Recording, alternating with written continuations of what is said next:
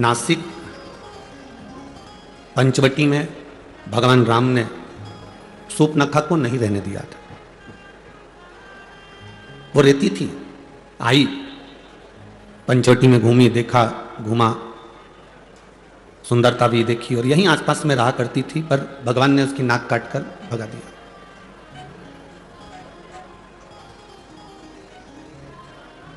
सूपनखा कौन? जिसके अंदर भगवान के प्रति प्रेम नहीं हो, जो भगवान को पहचान नहीं सकती हो, जो भगवान का भजन नहीं कर सकती हो, जो स्मरण नहीं कर सकती हो, जो कभी मंत्र का जाप ना करे, जो कभी स्मरण ना करे, जो कभी भगवान की अविरल भक्ति में ना डूबी हो, वो सूपनखा को भगवान ने नाक काटा और भगा दिया। नाक काटी मतलब जब जो भगवान का भजन करने नहीं जाता, जो स्मरण करने नहीं जाता, जो मंत्र जाप करने नहीं जाता, जो कभी भगवान के सत्संग में नहीं जाता, और उस व्यक्ति को बार बार कोई कहता है कि अपने गांव में कथा हो रही है, नासिक में कथा हो रही है, चलो शिव महापुराण की कथा सुनने चलो, और वो नहीं जाए तो लोग कह देते दिन भर घर में बुक रहती है, व्यस्त रहती है, थोड़ा सा जाया करो, सत्संग किया करो।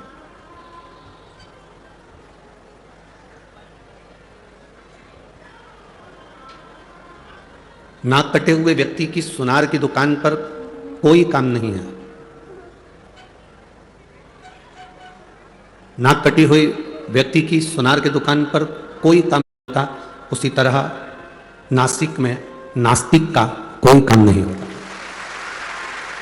इस भरोसे में रहें, विश्वास को दृढ़ बनाकर आप भगवान शंकर के मंदिर जाएं, अपने नजदीक में जाएं, कहीं भटकना नहीं। कोई कहे कि वहां ये चमत्कार हो रहा है, वहां चल चलो, वहां पर ये हो रहा है, वहां चल चलो, वहां ये हो रहा है, वहां चल चलो, तुम एक ही बात कहना, वहां जाऊंगी तब चमत्कार का दर्शन करूंगी, उससे अच्छा है मेरा भोलेनाथ चाहेगा तो घर में बिठाकर मुझे दर्शन करा।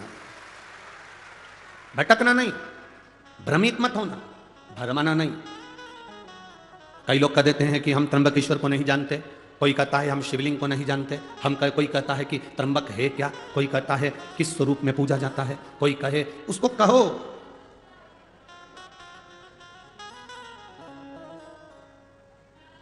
जो माता का दूध पीकर पैदा होता है, जो माता का दूध पीकर बड़ा होता है, वो कभी महादेव पर उंगली नहीं उठाता। जो बोतल का दूध पीकर पैदा होता है वो महादेव पर उंगली उठाता है।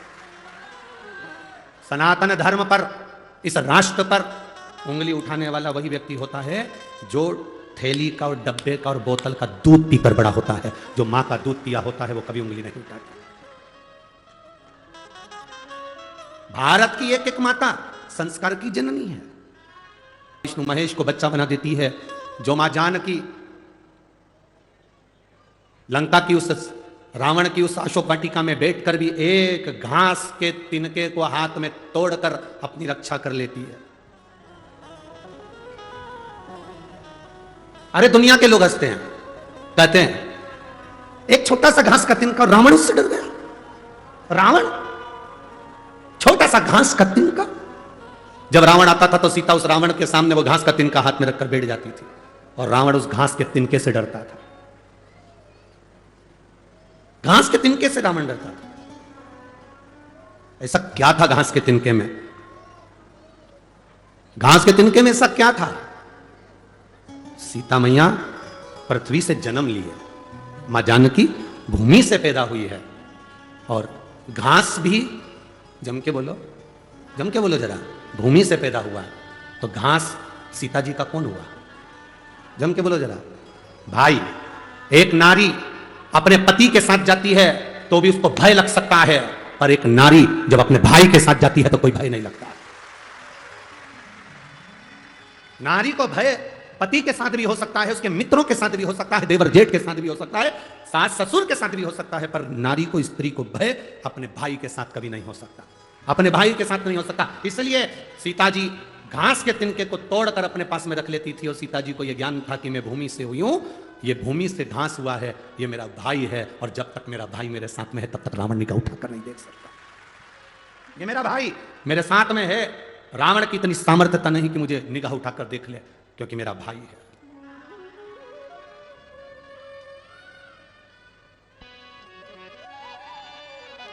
महाराष्ट्र की इस पवित्र भूमि पर, महाराष्ट्र की इस पवित्र धरा पर छत्रपति शिवाजी महाराज की यह पावन धरा, बाला साहेब ठाकरे जी की यह पवित्र भूमि, जिस पर विधर्मी केवल बाला साहब ठाकरे एक बार निकल कर चले जाते थे तो विधर्मियों ने अपने अपने कमरे छोड़कर बाहर भाग जाते थे। आज उस भूमि पर जरा विचार करिए, हम असुरक्षित कैसे नजर आए। राम जी अयोध्या से चले, अवध से चलते चलते चलते चलते राम जी ने कभी पूरी पूरी जगह तक जाकर देख लो, कहीं पर किसी की ना तो नाक काटी, ना हाथ काटा, ना मुंडा काटा। यहां आकर मेरे राम जी ने शोकनखा की नाक काटकर कहा कि तेरा मन भगवत भजन में नहीं लग रहा, तू कहीं ना कहीं विधर्म की ओर आगे बढ़ रही है और तेरा अंत होगा तब पूरा अधर्मियों का अंत हो जाएगा। तो ये वीर शिवाजी, छत्रपति शिवाजी इस नासिक शहर को, इस गोदावरी के तट को सबसे प्रथम मानते थे कि राम जी ने इस भूमि से रावण को ललकारा था और वीर शिवाजी छत्रपति ने भी इस भूमि से उन विधर्मियों को ललकारा। पवित्र धरा, यह पवित्र भूमि है जिस भूमि का आनंद हमारे जीवन का एक सुख देता है।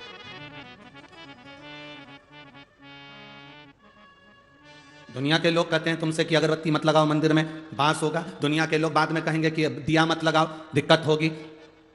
कितनी विचित्रता है, कितनी विडंबना है, हम कितना भटक रहे हैं। भगवान की भक्ति से हम दूर होते चले जा रहे हैं।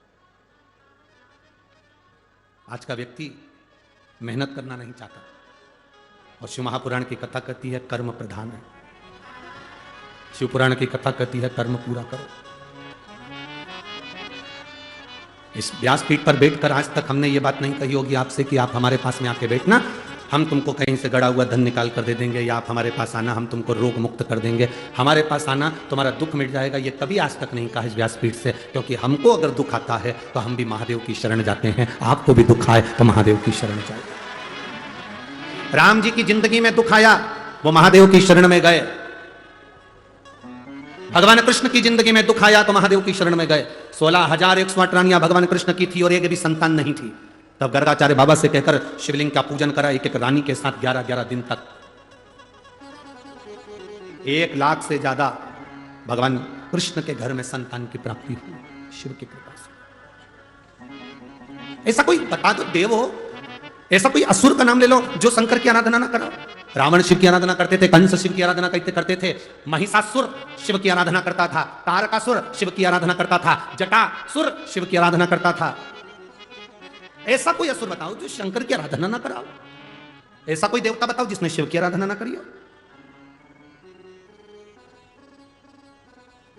तुम सोमवार का व्रत करो ना करो, तुम मंगलवार का व्रत करो ना, तुम जिस व्रत को कर रहे हो, अगर लक्ष्मी जी की पूजन कर रहे हो, शुक्रवार का व्रत कर रहे हो, तुम कृष्ण भगवान की पूजन कर रहे हो, तुम राम भगवान की पूजन कर रहे हो, तुम देवी जी की पूजन कर रहे हो, तुम दत्त की पूजन कर रहे हो, तुम हरिविठल की पूजन कर रहे हो, तुम पांडुरंगा की पूजन कर रहे हो, तुम गोदावरी की पूजन कर रहे हो, तुम गंगा की पूजन कर रहे हो, तुम गौमाता की पूजन कर रहे हो, तुम वृक्ष लता पत्र की पूजन कर रहे हो, तुम संसार में किसी की भी पूजन करो, पूजन का फल जब दिया जाता है तो उस लिस्ट को, उस फाइल को पहले देवाधिदेव महादेव के पास भेजा जाता है और महादेव उस फाइल को स्वीकृति देते हैं, तब उस फल को दिया जाता है। ऐसा कोई फल नहीं जो भगवान शंकर के बिना आपको मिल जाए। शिव के बिना कोई फल नहीं मिलता, शंकर के बिना फल की प्राप्ति नहीं होती। एक लड़के ने अपनी मां से कहा, मां तू कह रही थी कि पंडाल में बैठकर कथा सुन लो तो उससे फल प्राप्ति होती है, तो मां ने अपने बेटे से कहा मेहनत भी करना पड़ेगी। सियोर वाला महाराज कहता है अपना कर्म पूरा करना पड़ेगा। एक बेटा लिखा,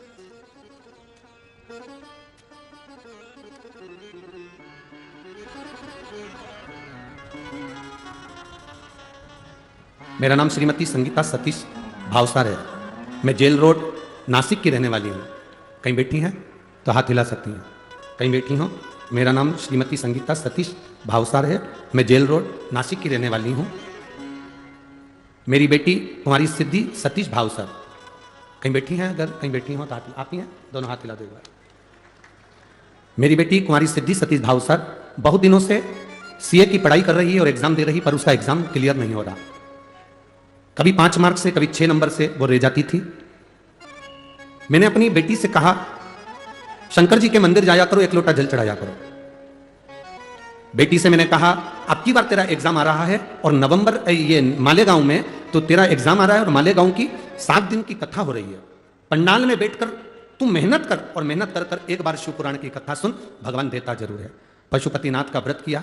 गुरुदेव, जो बेटी इतने सालों से सीए क्लियर नहीं कर पाई, चार्टर्ड अकाउंटेंट नहीं बन पाई, मालेगांव की कथा सुनी और केवल 10 दिन निकले थे और बाबा की कृपा से उसका जो रिजल्ट आया उसमें वो उत्तीर्ण हो गई। मैं बाबा को यहां नमन कर रहा हूं। बधाई आपको, एक बार हाथ हिला दीजिए। हर हर महादेव। साधुवाद, बधाई बहुत। बैठिए। शिव तत्व इसी को कहते हैं। अपनी मेहनत पूर्ण करो, अपने कर्म के प्रति जागरूक रहो। कोई तुमसे कह दे मेरे पास आ जाओ, मैं गड़ा हुआ धन दे दूंगा। कोई तुमसे कहे मेरे पास आ जाओ, मैं तुम्हें ये दे दूंगा। कोई कहे ऐसा कर दूंगा कि तुम्हारी जिंदगी में दुख नहीं आएगा, तो विश्वास मत करना कि जिंदगी में दुख नहीं आएगा। पृथ्वी पर आने के बाद तो राम जी के भी जीवन में दुख आया, पृथ्वी पर आने के बाद तो भगवान कृष्ण की जिंदगी में भी दुख आया। पृथ्वी पर आने के बाद जो जन्म लिया उसकी जिंदगी में दुख जरूर आया है। तो ऐसा संसार में कोई नहीं जन्मा जिसको दुख नहीं आएगा। पर इतना जरूर है, राम जी ने शंकर को भजा, दुख कटा। भगवान कृष्ण ने शिव को भजा, दुख कटा। उसी तरह आप और हम भी अगर शंकर को भजेंगे तो दुख जरूर कटेगा, ये निश्चित है, ये पक्का है। दुख कटने का साधन है शिव, दुख कटने का साधन है भगवान शंकर की अविरल भक्ति। ओ भोला सब दुख काटो। जब आप और हम 5 बार श्री शिवाय नमस्तुभ्यम कहकर जब स्तुति गाते हैं तो उसमें कहते हैं, हम ये नहीं कहते कि आपका दुख कौन सा है, आप तो जो दुख है हम हमारे बाबा से प्रार्थना करते हैं, भोला सब दुख काटो। इस स्तुति को करने के लिए जितने लोग आस्था चैनल पर कथा सुनते हैं, जितने लोग टीवी पर कथा सुनते हैं, जितने लोग मोबाइल पर कथा सुनते हैं, जितने पंडाल में कथा सुनते हैं, बाबा से यही मंत्र का जाप करने के लिए और स्तुति करने के लिए आते हैं कि बाबा मेरे जीवन का जो दुख है वो कटे, वो कटे। और तू है तो कटे। कोई असुर, कोई गंधर्व, कोई देवता,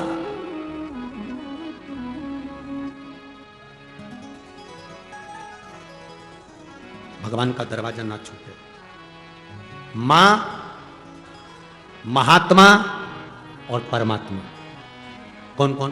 बोलो, जम के बोलो। मां, महात्मा, तीसरे नंबर पर परमात्मा। एक बार फिर से बोलो, 3 कौन? मां, महात्मा और परमात्मा। इन 3 को पकड़ कर रखोगे तो जिंदगी में कभी पीछे मुड़कर देखना नहीं पड़ेगा, आगे बढ़ते चलेगा।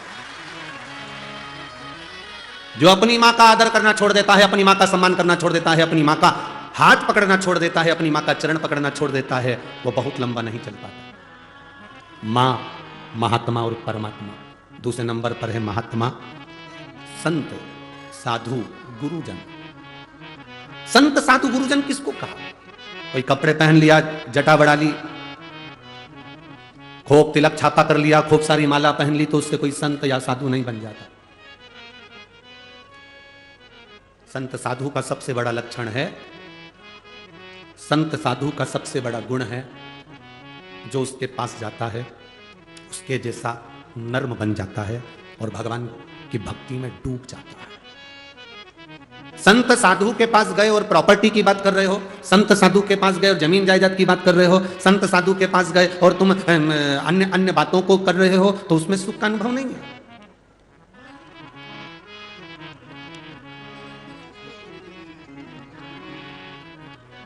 दुनिया में जितने मरते हैं वो सब वैकुंठ जाते हैं कि नरक जाते हैं? अरे बोलो, जम के बोलो। अरे बोलो तो जम के। कोई तुम्हारा पैसा खाकर मर गया, कोई तुम्हारा 5-10 लाख रुपए प्लाट का लेकर मर गया, कोई तुम्हारी जमीन का टुकड़ा लेकर मर गया, कोई तुम्हें दुख देकर मर गया, तो वो वैकुंठ जाएगा कि नरक जाएगा? हैं? नरक जाएगा, ये तुम कह रहे हो। पर उसके मरने के बाद उसके परिवार वाले जब वो पत्रिका छपवाते हैं, कार्ड, उस कार्ड में उसका जो नाम लिखा रहता है उसमें तो लिखा रहता है स्वर्गवासी। उस कार्ड में कहीं लिखा है नरकवासी।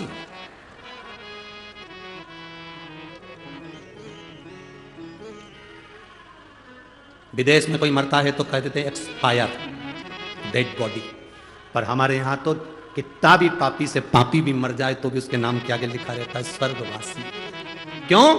क्योंकि वो भारत की भूमि पर जन्मा है, और भारत की भूमि पर जो जन्म लेता है वो नरक कभी नहीं जाता। अच्छा चलो जाने दो, तुम्हें सियोर वाले महाराज की बात पे भरोसा नहीं हो तो एक एक पुराण उठाकर बता दो। हिरण्यकशिपु मरा, प्रहलाद का पिता मरे तो नरक गए कि स्वर्ग गए? बोलो बोलो जम के। रावण मरा तो बैकुंठ गया कि नरक गया? चलो वो भी जाने दो। जिस हिरण को बाण मारा था वो बैकुंठ गया कि नरक गया? भगवान कृष्ण ने कंस को मारा था, वो बैकुंठ गया कि नरक गया? एक एक पुराण को उठाकर देखना। हिरण्यकशिपु मरा, परम धाम गया, लिखा शास्त्रों में। रावण मरा, परम धाम गया। कंस मरा, परम धाम गया। तारकासुर मरा, परम धाम गया। क्योंकि भगवान का जो हाथ का स्पर्श कर कर जाता है, भगवान का नाम लेकर जाता है, उसका दर्शन कर कर जाता है, भारत की भूमि की रज का स्पर्श कर कर जाता है, वो कभी नरक नहीं जाता, वो बैकुंठ ही जाता है। कितनों के घर जाकर देख लेना, जिन जिन के घर में कोई बुजुर्ग मर गए हो उनका फोटो लगा होगा, उस फोटो के नीचे लिखा होगा स्वर्गीय। अब उसके नाम के आगे कभी नहीं लिखा नरकीय, उसमें लिखा स्वर्गीय। हर चंदन है इस देश की माटी, तपोभूमि हर ग्राम है, हर बाला देवी की प्रतिमा, बच्चा बच्चा राम है।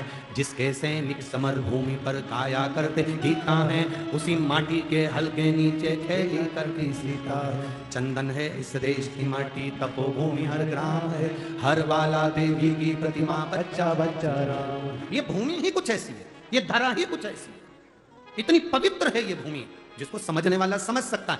आज के जमाने में बड़े बड़ी गादियों पर लोग बैठ जाते हैं, बड़ी बड़ी पीठ पर लोग बैठ जाते हैं और भेद करते रहते हैं। वो ज्योतिर्लिंग बड़ा है, वो ज्योतिर्लिंग छोटा है, वो शंकर बड़ा है, वो शंकर छोटा है, ये महाराज बड़ा है, वो महाराज छोटा है। 12 ज्योतिर्लिंग में कभी ये मत कहना कि वो ज्योतिर्लिंग बड़ा, कि वो ज्योतिर्लिंग बड़ा। दिए की ज्योति बराबर का प्रकाश देती है, 12 ज्योतिर्लिंग एक बराबर का फल देते हैं। हम भेद कर रहे हैं, हमारी बुद्धि भेद कर रही है। मां दूसरे नंबर पर, जम के बोलो जरा, महात्मा।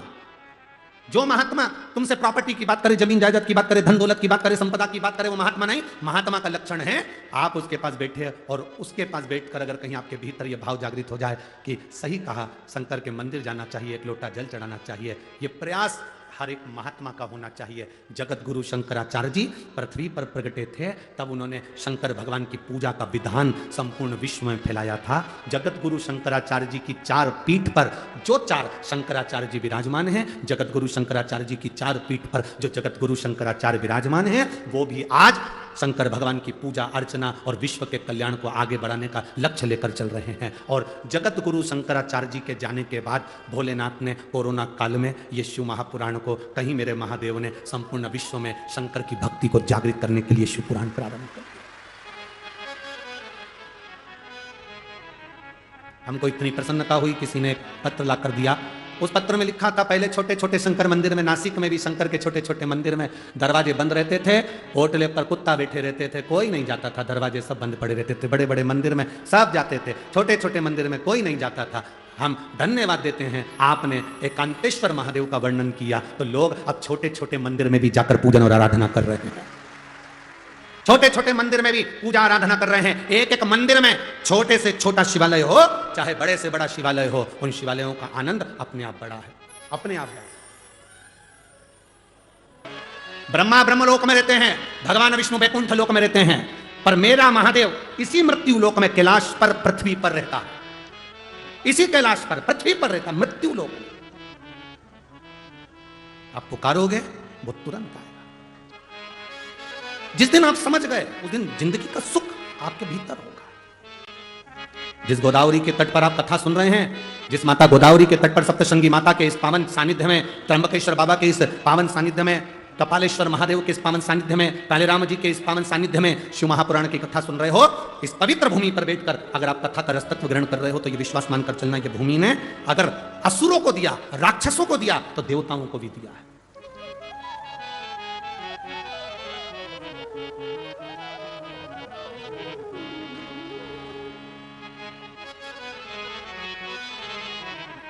प्रदान करता है। एक केवल किसी ने एक प्रश्न किया था कि सीहोर उन्होंने एक प्रश्न लिखकर भेजा था कि ये गौतम ऋषि के आने के बाद गोदावरी मैया का प्रागट्य हुआ। गौतम ऋषि के आने के बाद गोदावरी मैया का प्रागट्य हुआ है। जिसने प्रश्न किया वो अच्छे से एक बार स्कंद पुराण पढ़ना, ब्रह्म वैवर्त पुराण पढ़ना, अच्छे से लिंग पुराण का स्मरण करना। आपको ज्ञात होगा स्कंद पुराण के अंदर कि ये गोदावरी केवल गौतम बाबा के में तो इस गंगा का नामकरण हुआ है, बाकी के गंगा तो महादेव के विदल, इस गोदावरी तो बहती रही है। गोदावरी तो बहती रही है। क्या गौतम बाबा ने इस गंगा को बुलाया? गंगा का नामकरण गौतम बाबा ने करा। ये तो अविरल गंगा है गोदावरी, एक युग में नहीं कई युगों से बहती आ रही है, कई युगों से। उस कई युगों से एक कथा आती है, आप लोगों ने सुना होगा। महिषासुर एक असुर था, सुनिए कथा, जम के बोलो जरा, सुनिए ना। महिषासुर की किसने मारा था उसको? महिषासुर का वध किसने किया था? मां दुर्गा भवानी ने। उसका नाम क्या हो गया था फिर? महिषासुर मर्दनी, मां जगतजननी दुर्गा। महिषासुर की एक बहन थी। देव दीपावली शिव महापुराण की कथा सुन रही, बड़े भाव से सुनना। महिषासुर की एक बहन थी जिसका नाम था महिषी। क्या नाम था उसका? महिषी। अब महिषासुर मर गया, महिषी अकेली रह गई। और महिषासुर का संहार स्वयं जगदम्बा ने, दुर्गा भवानी ने करा।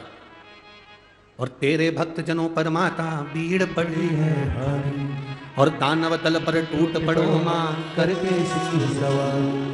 सो सिंहों से तू बलशाली, अष्ट हो जाओ वाली, दुखियों के दुख ओ मैया हम सब उतारे तेरी पारे। माता के कितने हाथ हैं? फिर से बोलो जम के। तेरे भक्त जनों पर माता वीर पड़ी है भारी, दानव दल पर टूट पड़ो मां करके सिंह सवार। सो सिंहों से तू बलशाली, अष्ट हो जाओ वाली। कितनी भुजा? 8। देवी जी की 8 भुजा क्यों होती है? भगवान शंकर की 4 भुजा, भगवान नारायण की 4 भुजा, द्वारकाधीश की 4 भुजा, तिरुपति बालाजी की 4 भुजा, 4 भुजा नाथ की 4 भुजा, सत्यनारायण भगवान की 4 भुजा, दत्त भगवान की 4 भुजा, और देवी की 8 भुजा। शंकर भगवान, नारायण भगवान, विष्णु भगवान, इनके 4 हाथ, 4 बेटों को अपनी उंगली पकड़कर चलना सिखाते हैं। 4 बेटे कौन से? ब्राह्मण, क्षत्रिय, वैश्य और शूद्र। ये 4 बेटों को मेरे भगवान ने अपने 4 हाथ से पकड़ कर रखा है। पिता अपने बेटे को एक हाथ से पकड़ता है, पर मां अपने बेटे को एक हाथ से नहीं पकड़ती है, मां अपने बेटे को 2 हाथ से पकड़ती है। इसलिए 4 बेटों को लिए मां ने 8 हाथ लिए। 4 बेटों को संभालने के लिए मां भवानी दुर्गा ने अपने 8 हाथ धारण करें। एक बेटे को 2 हाथ से संभालती है। ब्राह्मण को 2 हाथ से संभाला तो क्षत्रिय को 2 हाथ से संभाला, वैश्य को 2 हाथ से संभाला तो शूद्र को 2 हाथ से संभाला। वो तो भारत का विभाजन करने वाले, सनातन धर्म को तोड़ने वाले ये विधर्मी आज के जमाने में कहते हैं कि ब्राह्मण ऐसा, क्षत्रिय वैसा, वैश्य वैसा, शूद्र वैसा। सब केवल अपनी वोट की राजनीति करने के चक्कर में पूरे भारत के सनातनियों को बांटा जा रहा है। वोट की राजनीति करने के लिए भारत के सनातनियों को बांटे जा रहा है। पर कभी भगवान से जाकर कोई प्रश्न करे, मेरे चतुर्भुज भगवान तुम्हारे 4 हाथ, तिरुपति के बालाजी के 4 हाथ, कभी लक्ष्मी नारायण के 4 हाथ, भगवान विष्णु के 4 हाथ, दत्तात्रेय भगवान के 4 हाथ, मेरे भोलेनाथ के 4 हाथ, कभी उनसे पूछा जाए? क्योंकि पिता एक हाथ पकड़कर अपने बच्चों को चलाते हैं, एक हाथ पकड़कर पिता। और मां का फर्ज है, माता अपने बेटे को दोनों हाथों से उठाती है। मां अपने बेटों को दोनों हाथ, मां अपने बेटे को दोनों हाथ से संभालती है, क्योंकि वो मां है, वो माता अपने पुत्र को दोनों हाथों से संभाल। अब तेरे भक्त जनों को माता पीर पड़ी है भारी, और दानव दल पर, आप भी बोलिए, दानव दल पर टूट पड़ो मां करके सिंह सवारी। सो सिंहों से तू बलशाली, अष्ट हो जाओ वाली, दुखियों के टुकड़े वारे। ओ मैया हम सब उतारे तेरी आरती। मां महिषासुर को मारने के लिए जब प्रगटी, मां ने जब महिषासुर का संहार करा, हमारे देवता कभी किसी जाति में किसी को नहीं बांटे। अगर जाति में बांटे हुए होते तो मेरे राम शबरी के दरवाजे पर जाकर झूठे बेर ना खाते, भिलनी के हाथ के वो झूठे बेर मेरे राम ना पाते। बट्टी में सूपनखा की नाक कट गई थी, लक्ष्मण जी की आंख से आंसू गिरे।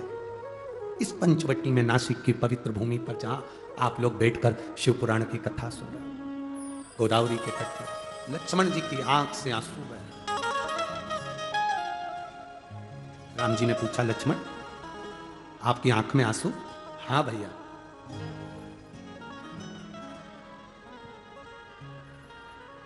क्यों, किस लिए? कहा सूपनखा कुरूप हो गई, सुंदरता चली गई क्योंकि उसकी नाक चली गई। कुरूप। राम जी कहते हैं, लक्ष्मण जो नास्तिक होता है, जो भगवान को कभी नहीं भजता, कभी दूसरे के दुख को देखकर दुखी नहीं होता, सुख को देखकर सुखी नहीं होता, जो कभी परमार्थ के लिए नहीं जीता, वो एक दिन मरने से पहले कुरूप हो ही जाता है। भगवत भक्ति उसके अंतर्गत नहीं है, भजन का सुख उसके अंतर्गत नहीं। जैसे महिषासुर मरा, महिषासुर की बहन थी महिषी। महिषी, उसको मालूम पड़ा मेरा भाई मर गया। अकेली महिषी ने विचार करा, मैं जाऊं तो जाऊं कहां? सारे तीर्थों में महिषी घूम कर आ गई, मैं कहीं बैठकर तब साधना करूंगी, ब्रह्मा जी से वर पाऊंगी। भगवान नारायण की साधना करी, वर नहीं मिला। शिव की आराधना करी, वर नहीं मिला। ब्रह्मा की आराधना करी, वर नहीं मिला। ये गोमती, ये गोदावरी, ये कोई आज की नहीं, पूर्व की है। महिषी को मालूम पड़ा गंगा के तट पर बैठकर करा गया भजन फल देता, तो गंगा के घाट पर जाऊं। गंगा के घाट जाने लगी तो बीच में महिषी ने देखा कितना सुंदर उपवन वन, इतना सुंदर वन क्षेत्र, इतनी सुंदर जगह देखकर महिषी यहां उतरी और उतरकर उसने ब्रह्मा जी का तप करना, साधना करना प्रारंभ करी। इस गोदावरी के जल का महत्व इतना है कि गंगा जी के घाट पर कोई तप करे तो 1000 वर्ष तक तप करता है तब फल मिलता है, और गोदावरी के तट पर बैठकर यदि मात्र 24 घंटे भी भगवान का नाम लेकर पुकार ले तो फल प्राप्त हो जाता है। बोल गोदावरी माता की। वो सुंदर तट देखकर, सुंदर उपवन देखकर महिषी पर। अब महिषी ने, उसको नहीं मालूम कि गोदावरी का महत्व क्या, राक्षस क्या जाने, असुर क्या जाने। गंगा जी के घाट पर 2 तरह के लोग स्नान करने जाते हैं। एक वो स्नान करने गए तो अपने पूर्वजों को पार लगाते हैं, और दूसरे वो स्नान करने के लिए जो जाते हैं उनका सामान चोरने के लिए आते हैं। बोलो सही है कि गलत है? जैसे ही तुमने कपड़े उतार कर सामान रख कर गंगा में लगाई डुबकी, तुम बोले हर हर गंगे, और उन्होंने कर दो तुम्हें नंगे, ले गए। अब तुम जाके थाने में रिपोर्ट कर रहे, देखो हम ना गोदावरी नहाने आए थे, हम तो गंगा जी नहाने आए थे, हमारा सामान कोई ले गया, मोबाइल ले गया, पर्स ले गया। अब जो गंगा ईमानदारी से नहाने आए थे, 2 तरह के लोग, एक गंगा नहाने आते हैं, एक चुराने आते हैं। नहाने वाला जब गंगा नहा रहा होता है तो देवता भी उसकी 71 पीढ़ी पर फूल बरसाते हैं कि तेरे परिवार वाले ने गंगा नहाकर तुझे पार लगा दिया। और जो गंगा के घाट पर चोरी कर रहा होता है उसकी भी 71 पीढ़ी को यमराज भैंसे की पूंछ से बांध कर रगड़ता है। देख, तेरे खानदान का व्यक्ति को चोरी करने के लिए दूसरी जगह नहीं मिली, गंगा के घाट पर चोरी कर रहा है, उसके बराबर पापी कौन? अरे ओ चोटों, दुनिया में सब जगह चोरी करो, पर जो तीर्थ हैं भारत की भूमि के, उसमें जाकर कभी चोरी मत करो। तुम्हारी 71 पीढ़ी भी तड़पती है, तुम्हारी 71 पीढ़ी भी तड़पती है। कहां गंगा के घाट पर चोरी करने के लिए गया, कहीं दूसरी जगह नहीं मिली थी, 71 पीढ़ी को भोगना पड़ता है।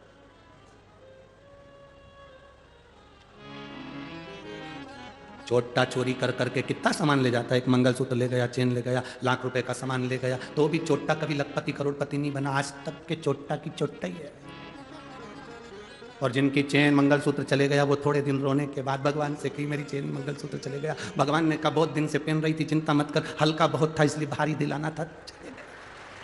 टेंशन क्यों लेती है, चिंता ना। इसलिए आशीष बार बार कहते हैं अपनी चेन अंगूठी मोबाइल पर्स लेकर यहां मत आओ, सावधान इंडिया। क्यों आते हो, क्यों लाते हो? कहता है तुम सुनो तब तो। अब महिषी ने सोचा कि मैं कहां जाऊं, उतर गई इस सुंदर उपवन में, सुंदर पंचवटी में उतर गई, गोदावरी के तट पर उतरी। उसको नहीं मालूम कि मां गोदावरी की कृपा कितनी है, मां गोदावरी का करुणा कितनी है। जिसने शास्त्र नहीं पढ़ा, जिसने वेद नहीं पढ़ा, जिसने शास्त्रों का अध्ययन नहीं करा, वो कह सकता है कि शिवलिंग में क्या है, वो कह सकता है कि त्र्यंबक में क्या है, वो कह सकता है कि शंकर होते क्या है, वो कह सकता है गोदावरी का मतलब क्या है, वो कह सकता है सप्तशृंगी माता का मतलब क्या है। जिसने वेद शास्त्र पुराण पढ़े होते हैं वो समझता है कि गोदावरी के तट का महत्व क्या है, कपालेश्वर का महत्व क्या है, राम जी के नाम का महत्व क्या है, त्र्यंबक के नाम का महत्व क्या है। वो जानता है कि शिव महापुराण का महत्व क्या है। महिषी नहीं जानती थी कि मतलब क्या। वो तो बैठ गए। अब उसने सोचा मुझे स्नान करना है, स्नान करूं तो कहां करूं। पहली बार महिषासुर की बहन महिषी गई उपवन में बैठकर इस पंचवटी में गोदावरी का स्नान करी तो बड़ी सुंदर सी हो गई, सुंदर सी बनकर। अब महिषी का मतलब जानते हो ना तुम? अरे बोलो तो जम के, महिषी मतलब, अरे बोलो तो। महिष का मतलब क्या होता है? भैंसा। और महिषी का मतलब भैंस। अब भैंस ने सोचा कि मैं आई और नहाई, नहाते से सुंदर हो गई, तो भैंस कैसी हुई होगी? Miss India. अब भैंस कैसी होगी? कहा गोदावरी के जल में शंकर की जटा से सप्तधारा जो गोदावरी निकली है, उसकी धारा में वो सुख है कि कोई पापी से पापी जीव भी उसमें कूद कर स्नान कर लेता है निष्कपट भाव से, तो वो मनुष्य की देह धारण कर लेता है। वो गोदावरी है। कूदी महिषी, सुंदर स्त्री का रूप ले ली, बैठ गई। उसको स्मरण नहीं आ रहा क्या मैं भैंस से स्त्री बन सकती हूं। बैठकर भगवान शिव जी से अपने मन की बात बाबा देवादिदेव महादेव से दिल से प्रार्थना करिए। जहां जगह मिले वहां बैठकर बाबा को अपने मन की बात कहिए, भाव से दिल से बाबा से कहिए। शिवाय नमस्तुभ्यं, श्री शिवाय नमस्तुभ्यं, श्री शिवाय नमस्तुभ्यं, श्री शिवाय नमस्तुभ्यं, श्री शिवाय नमस्तुभ्यं। भोला सब दुख काटो मारा, ओ भोला सब दुख काटो मारा। शिव शंकर जपो तेरी माला, भोले बाबा जपो तेरी माला। भोला सब दुख काटो मारा, ओ भोला सब दुख काटो मारा। वेश है मंगल मंगलकारी, वेश है मंगलकारी। शमशान वासी हमारा, शमशान वासी हमारा। भोला सब दुख काटो मारा, ओ भोला सब दुख काटो मारा। शिव कथा कहती है, भगवान शंकर का संवाद कह रहा है, शिव महापुराण की कथा कह रही है। महिषी सुंदर स्त्री का रूप ले लिया। सुंदर स्त्री का जब रूप महिषी को मिल गया तब करा। महिषासुर की बहन थी इसलिए असुर प्रवृत्ति की थी, राक्षस प्रवृत्ति उसके अंदर भरी थी। ब्रह्मा जी प्रकट हुए, मांगो तुम्हें क्या चाहिए, क्या दिया जाए। महिषी ने कहा बस मुझे अमर कर दो, मैं मरूं ना, मेरे प्राण ना छूटे। ब्रह्मा जी ने कहा ऐसा तो कभी हो नहीं सकता कि तुम्हारे प्राण नहीं जाएंगे, मरना तो पड़ेगा, प्राण तो जाएंगे। तुम और कुछ मांगना चाहो तो मांग सकते हो। और महिषी ने मन में विचार करा कि मैं मरूं ना, इसके लिए मैं करूं तो करूं क्या। असुर जो होते हैं, राक्षस जो होते हैं, वो मांगते बड़े विचित्र हैं। ऐसी चीज मांगते हैं जो कि जगत कल्याण की भी हो और खुद के उद्धार की भी। महिषी ने मांगा क्या? महिषी ने मांगा मुझे वर दीजिए, मैं मरूं ना। भगवान ब्रह्मा जी ने कह दिया अमर तो नहीं हो सकते, मरना तो पड़ेगा, तुम और कोई वर मांग लो। अगर मैं मरना ही है मुझे तो मुझे वर दो। शंकर भगवान और भगवान विष्णु के, शिव और विष्णु के द्वारा प्रकट उनकी संतान मुझे मारे। अब जरा विचार करिए, तारकासुर ने मांगा था कि शंकर भगवान की संतान मुझे मारे।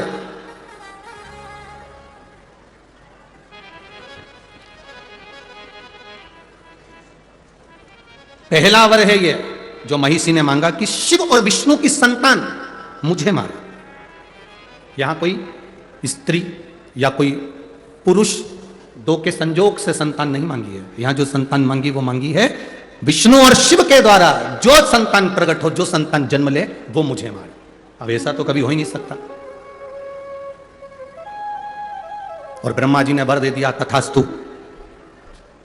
ब्रह्मा जी वर दे दिए कि शिव और विष्णु के द्वारा प्रकट संतान तुम्हारा वध करेगी, तथास्तु कह दिया। अब सोचो विचारो, ब्रह्मा जी ने वर दे दिया, महिषी को लगा कि अब तो मैं मर ही नहीं सकती, क्योंकि भगवान शंकर और भगवान विष्णु इनके द्वारा बच्चा कैसे होगा, संतान कैसे होगी।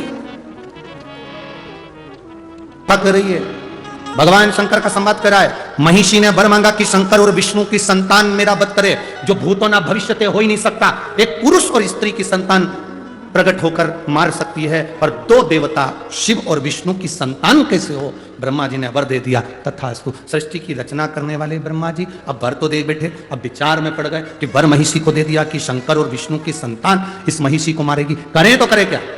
ब्रह्मा जी संकोच में पड़ गए, एकांत में जाकर बैठ गए, बहुत गहन चिंतन करने लगे, क्या होगा, संतान कैसे होगी, संतान की प्राप्ति कैसे होगी। आया समय, राक्षसों ने उपद्रव मचाया, समुद्र मंथन का समय आ गया। और रचा है सृष्टि को जिस प्रभु ने, वही ये सृष्टि चला रही। बस आ गया समय, मंथन का समय आया। देवता असुरों के बीच में साझा हुआ, अमृत निकलेगा, पाएंगे। मंथन के समय पर सब कुछ निकला, विष भी निकला, रतन माणिक मोती औषधि सब निकले, बाद में अमृत निकला। अमृत असुर लेकर चले गए, तब भगवान नारायण मोहिनी स्वरूप धारण कर लिए। कौन सा स्वरूप रखा भगवान विष्णु ने? महिषी ने वर क्या मांगा था? भगवान नारायण और शिव के द्वारा प्रकट संतान मेरा वध करे। अब राक्षसी तो राक्षसी, उसने उपद्रव मचाना चालू कर दिया। भले वो सुंदर बन गई तो क्या हुआ, वन में रहने लगी, उपद्रव करने लगी, भयंकर उपद्रव मचाया, भयंकर उपद्रव।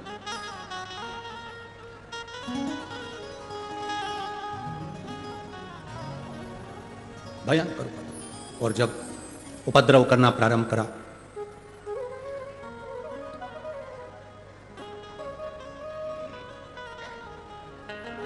संहार करना जरूरी है। लोग कहते हैं समुद्र का मंथन अमृत की प्राप्ति के लिए किया था। बहुत ध्यान से सुनना, दुनिया के लोग कहते हैं समुद्र का मंथन अमृत की प्राप्ति के लिए किया था। शिव महापुराण की कथा, स्कंद पुराण, देवी यहां सुंदर देव दीपावली, शिव महापुराण की कथा कहती है अमृत की प्राप्ति के लिए मंथन नहीं किया था। उस महिषासुर की बहन महिषी ने वर मांगा था, शंकर और विष्णु की संतान से मरूं, उस संतान को जन्म देने के लिए ये समुद्र मंथन करा गया था। ये मंथन करा, भगवान विष्णु ने मोहिनी स्वरूप धारण करा। मोहिनी स्वरूप बनाया तो बड़ा सुंदर स्वरूप स्त्री का भगवान नारायण बनाकर राक्षसों के पास गए, अमृत का कलश लिया, मैं देवताओं को मदिरा पिला दूंगी, तुमको अमृत पिला दूंगी। ऐसी बात कर कर देवताओं और राक्षस को बिठा दिया। देवताओं को अमृत पिला दिया, राक्षसों को समुद्र का फैन, समुद्र का जल पिला दिया। उनका जो स्वरूप था उसका गुणगान पूरे ब्रह्मांड में हो रहा था। शंकर जी को मालूम पड़ा कि भगवान नारायण ने स्त्री का स्वरूप लिया है। शिव जी को कहा गया आपने भगवान नारायण के मोहिनी स्वरूप का दर्शन नहीं किया? नहीं। और पकड़ के गोरा जी की बैया, मोहिनी दर्शन चलो मेरे सैया। पकड़ के गौरा जी की बैया, मोहिनी दर्शन चलो मेरे सैया। समुद्र मंथन में जो अमृत की बूंद गिरी थी, प्रयागराज, हरिद्वार, उज्जैनी और नासिक पंचवटी की पवित्र धरा पर भी गिरी थी। इसलिए कुंभ का मेला इन क्षेत्रों में लगता। मोहिनी स्वरूप का दर्शन करने के लिए भगवान शंकर हरिद्वार भी गए, प्रयागराज भी गए, उज्जैनी भी गए।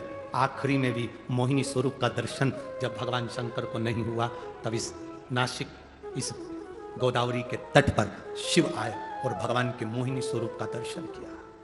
भगवान के मोहिनी स्वरूप का दर्शन, मोहिनी स्वरूप में भगवान नारायण शिव जी को, शंकर नारायण को, दोनों एक दूसरे को देखे। देखते ही उसी समय पर दोनों के नेत्र की मिलन की दृष्टि इतनी प्रबल थी, इतनी प्रबल थी कि शिव सुध भूल गए भगवान नारायण को देखकर, नारायण सुध भूल गए भगवान शंकर को देखकर। नेत्रों से दोनों के अश्रु गिर गया। वो अश्रु का मिलन मां पार्वती जी के हस्त कमल पर हो गया। उस मिलन से एक बच्चे ने जन्म ले लिया, जिस बच्चे को सुंदर पंपा नदी के तट पर छोड़ दिया गया। पार्वती से शिव ने कहा, इस बच्चे को यहां छोड़ो। क्यों? यहां मेरा एक भक्त रहता है, पास में पंडालम नगर है, जिस नगर में मेरा एक भक्त रहता है राजशेखर। वो भक्त मेरा गुणगान करता है, नारायण की उपासना करता है, उसके घर में औलाद नहीं है, उसको ये संतान देना है। ये संतान प्रभु, ये ब्रह्म भगवान विष्णु और आपके मिलन से हुई है। भगवान ने पार्वती से नहीं कहा कि ये महिषी को मारने के लिए हुई, ये तो मेरे भक्त के घर में संतान देना, भक्त के घर। एक माँ ने लिखा, 11 साल तक मेरे घर में औलाद नहीं हुई गुरुदेव। आखिरी में जब सब तरह से हार गई, जब सब तरह से हार गई, तब किसी ने कहा कि एक बार सफेद आंकड़े की जड़ का प्रयोग करो, संतान जरूर हो। तब मेरा जब देता है तो चप्पल फाड़ कर देता है संतान। उसने देखा कि एक बालक रो रहा है, बालक को उठा लिया, बालक को उठाया, अपने घर लेकर गया। धर्मपत्नी से कहा, औलाद नहीं, पर मुझे ये बालक मिला है, बड़ा तेजवीर लगता है, बड़ा सुंदर लगता है, ले इसको पालन करो। रानी ने उसका पालन पोषण करा। बालक आया, बड़ा हुआ, पालन पोषण करा। कुछ महीने के बाद रानी का भी गर्भ ठहर गया। रानी का गर्भ ठहरा, एक बेटे ने जन्म ले लिया। बेटे ने जन्म लिया। रानी की दासी ने रानी से कहा, राजा का प्रेम, जो बेटा पंपा नदी के तट पर मिला है, राजा का पूरा प्रेम उस बच्चे के प्रति है। हमें लगता है तेरा बेटा सिंहासन पर नहीं बैठ सकता, बैठेगा तो वही बैठेगा। ना जाने किसकी औलाद, ना जाने किसकी संतान, राज सिंहासन पर वो बेटा बैठेगा, वो बेटा राज सिंहासन पर। रानी को बड़ा लगा। आज रानी मन में वियोग कर कर उसने सोच लिया, इससे तो प्राण त्याग दूं तो अच्छा। रानी अपने बच्चे को लेकर जंगल में चली गई। वन में जैसे ही गई, वन में जाते से इसको वो सुंदर स्त्री जो गोदावरी के तट से वर लेकर गई थी, शंकर और भगवान विष्णु के संतान मेरा वध करेगी, उस रानी को वो स्त्री मिल गई। क्या नाम था उसका? महिषी। महिषी ने कहा, तुम कौन हो? कहा, मैं राजा चंद्रशेखर की धर्म पत्नी, मैं राजशेखर की पत्नी। राजशेखर की? हाँ, मैं राजशेखर की पत्नी। तुम कहां जा रही हो? प्राणों को त्यागने, इतने छोटे से बच्चे को लेकर? हाँ, इसको भी। क्यों? मेरा बेटा राज सिंहासन पर नहीं बैठ सकता। क्यों, क्या हुआ? मेरे पति को एक बालक मिला था, उस बालक को लिया, पाल पोस के बड़ा करा, और मेरा बेटा सिंहासन पर नहीं बैठ सकता क्योंकि मेरे पति का प्रेम उस बालक के प्रति है। महिषी ने कहा, क्यों घबराती है? तू घर जा, घर जाकर बीमार होने का नाटक करना, अपने बेटे से कहना कि मुझे शेरनी का दूध ला कर दे, शेरनी के दूध में, बाघिन के दूध में दवाई डालकर लेना है तो मैं ठीक होंगी, नहीं तो मैं मर जाऊंगी। बाघिन के दूध में? हाँ, तेरा बेटा बाघिन का दूध लेने के लिए आएगा, शेर उसको खा जाएगा। अगर शेर नहीं खाएगा तो मैं उसको खा जाऊंगी और मार दूंगी। तो क्यों चिंता करती है? जा घर। महिषी ने बुद्धि में रानी के भर दिया। रानी घर चली गई, बीमार होने का नाटक कर लिया, बीमार होने का नाटक करा। रानी जैसे बीमार होने का नाटक करी तो अपने बेटे को बुलाया। कौन से बेटे को? जिसको उसने पाल पोस कर बड़ा करा था, जो पंपा नदी के तट पर मिला था, जिसका नाम राजशेखर ने अयप्पा रखा था। क्या नाम रखा था? जम के बोलो जरा। अयप्पा। जिसका नाम राजशेखर ने अयप्पा रखा था। बुलाया, आवाज लगा, आवाज लगाकर रानी ने आवाज लगाई, अयप्पा, स्वामी अयप्पा। जो आवाज लगाई, अयप्पा दौड़ कर आया। मां, मां, क्या बात है? मां तुरंत कहती है, मेरे को दवाई लेना है और बाघिन का दूध चाहिए, शेरनी का दूध, अगर वो नहीं मिला तो मैं मर जाऊंगी। पिता ने कहा, पति बोले अपनी रानी से, राजा बोला रानी से किसको बोल रही है शेरनी का दूध लाने को? बाघिन का दूध लाने के लिए। छोटा सा बच्चा है अय्यप्पा, ये अय्यप्पा छोटा सा है, वो तो बाघिन का दूध लाने को बोल रही है, शेरनी का दूध। इतने में तो बच्चे ने अपने पिताजी से कहा, राजा राजशेखर से कहा, चिंता मत करो पिताजी, मैं दूध लेकर आता हूं। राजशेखर के पास में से अय्यप्पा स्वामी दौड़ पड़े और अय्यप्पा दौड़ते दौड़ते दौड़ते दौड़ते जंगल में पहुंच गए। जंगल में पहुंचे तो शेरनी को जो देखा, देखकर शेरनी खाने के लिए दौड़ी पर अय्यप्पा स्वामी बच गए। तो महिषी ने सोचा मैं इसको मार देती हूं, मेरी सहेली का काम बन जाए। महिषी ने अय्यप्पा स्वामी को मारने के लिए प्रयास करा। भगवान अय्यप्पा स्वामी ने उसी समय महिषी को पकड़कर संहार कर दिया। संहार करा। अपनी मां के लिए अगर शेरनी का दूध लेकर जाऊंगा तो पात्र नहीं लाया, किस बर्तन में लेकर जाऊंगा? अय्यप्पा स्वामी ने शेरनी को पकड़ा, उसके ऊपर चढ़ गए और चढ़कर शेरनी को, बाघिन को अपनी मां के पास लेकर पहुंच गए। मां, ये बाघिन लेकर आया हूं, इसका दूध निकाल।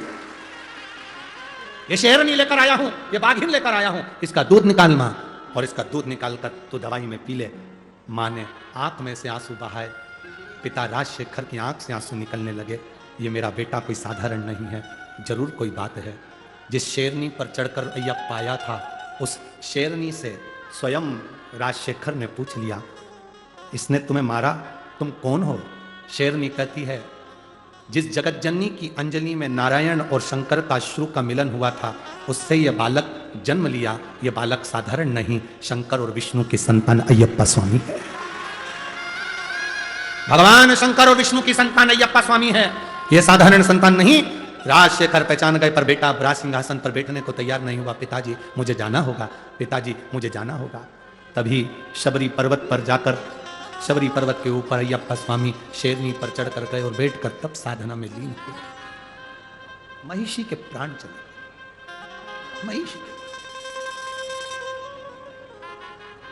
महिषी मरी, देवता आनंद का आनंद। महिषी के मरते ही सुख का भान हो गया। जब जब असुरों का संहार हुआ है, जब जब राक्षस मरे हैं, जब जब असुर का संहार हुआ है, इस भारत की भूमि पर दीपावली का त्योहार मना है। जब असुर मरे,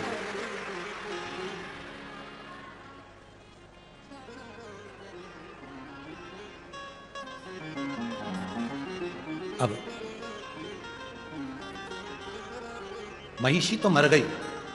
गोदावरी के तट का जो फल महिषी ने मांगा था, वो वचन भगवान ने निभा दिया। भगवान नारायण और भगवान शिव की संतान अय्यप्पा स्वामी ने उसको मारा। अय्यप्पा स्वामी